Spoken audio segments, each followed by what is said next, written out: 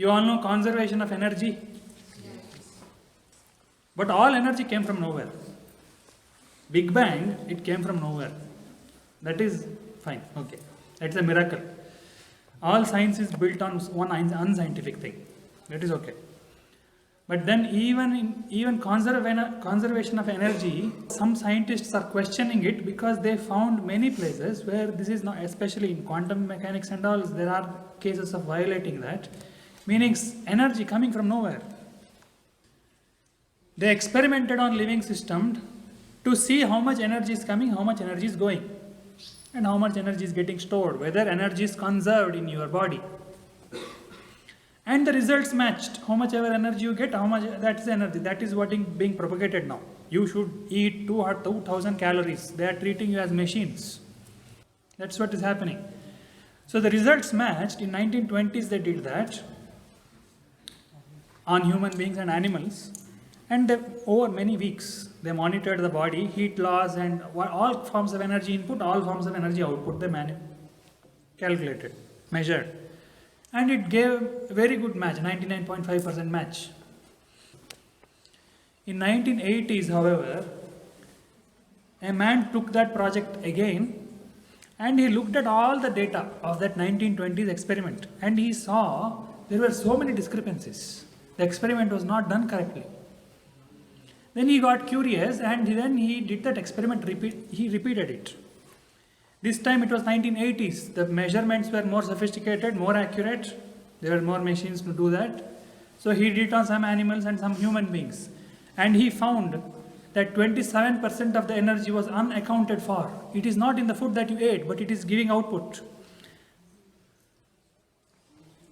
27% of the energy that a living human being, he is talking of human beings, 27% of the energy that a normal human being is giving out was not at all taken in. Meaning, if your intake was 1000 calories, your output was 1270 calories.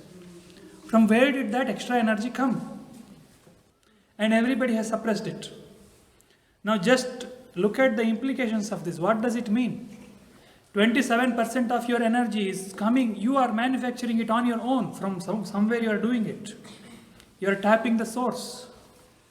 See, just if they say during Big Bang all energy came from nowhere, then what is the guarantee that that source has no, there must be more energy in that source. What is the guarantee it is not there? There may be.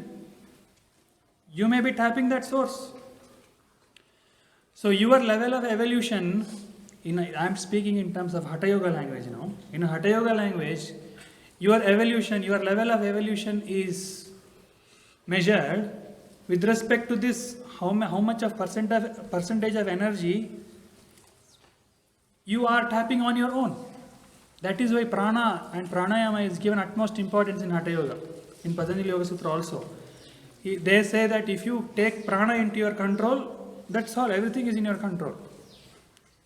You are independent. You have become master of energy. Tesla used to speak have you heard of the name Tesla? Nicholas Tesla. He is an energy scientist. His specialty is that he was an energy scientist and he was trying to tap all sources of energy and make it available. His dream was free energy. That was what his dream was. He was saying there is a free source of energy. It's just that we don't know how to tap it.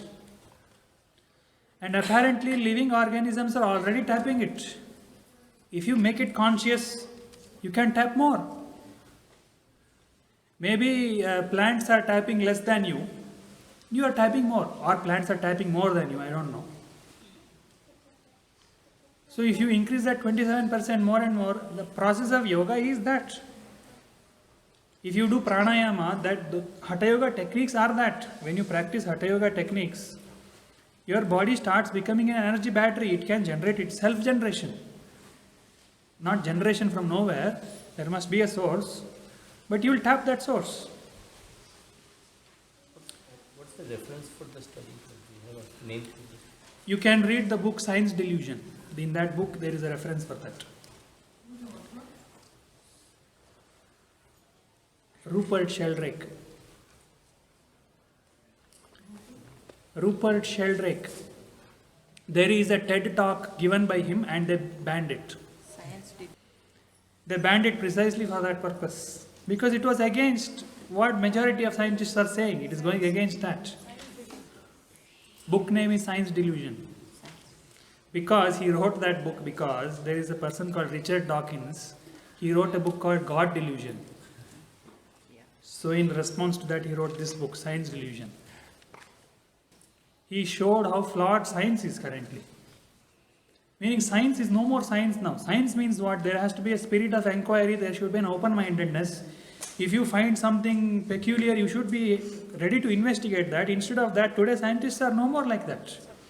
They have decided certain things, and if you say no, we have found something different, they will say no, you are flawed. They will throw you out.